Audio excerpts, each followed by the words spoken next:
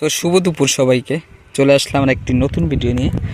তো আজকে যে ভিডিওর প্রাসঙ্গিক ব্যাপার সেটা আমি বলছি।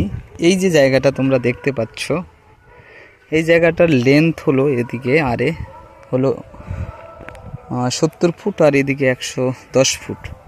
তো এদিকে 10 ফুটের পরে এদিকে একটা রাস্তার মতো দেখাচ্ছে।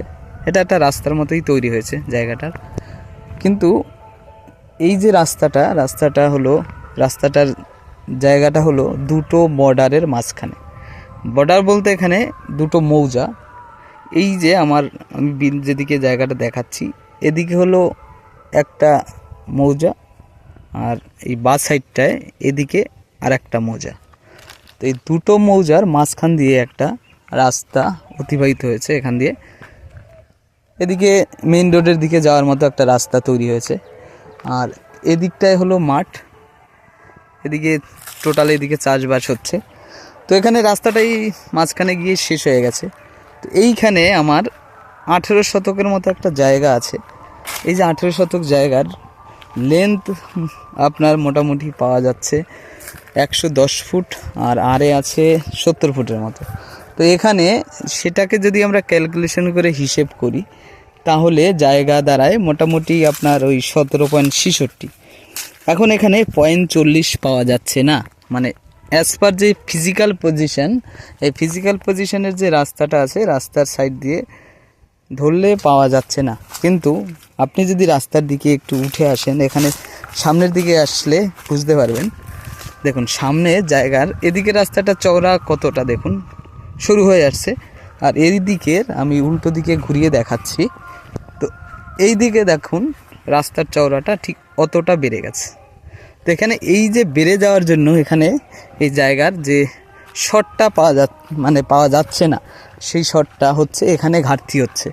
তো এই ঘাটতিটা অটোমেটিক এরা আগে থেকে রাস্তার মতো একটা তৈরি করেছে। তো তার জন্য এটা কোনো সরকারি কোনো রাস্তা না বা পঞ্চায়েতের কোনো রাস্তা না।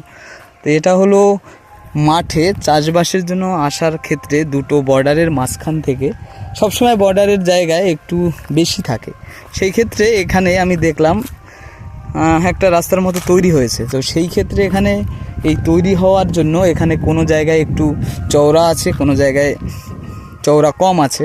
তো কোনো জায়গায় রাস্তায় আপনার বর্ডারে গিয়ে এখানে জায়গা মেজারমেন্ট করার ক্ষেত্রে কোনো জায়গায় গিয়ে আপনি কম পেতে পারেন, আবার কোনো জায়গায় সঠিকও পেতে পারেন। এই হলো ব্যাপার। তো এই যে মেজারমেন্ট করা হয়েছিল এই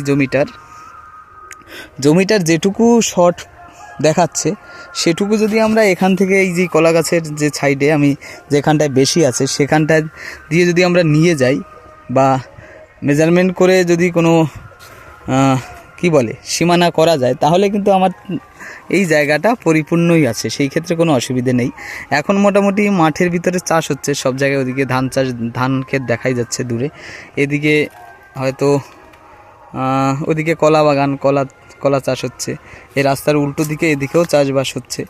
তো চাষবাস এলাকায় এসে ভালোই লাগছে। তো ভিডিওটি যদি ভালো লাগে অবশ্যই সঙ্গে থাকবেন আপনারা।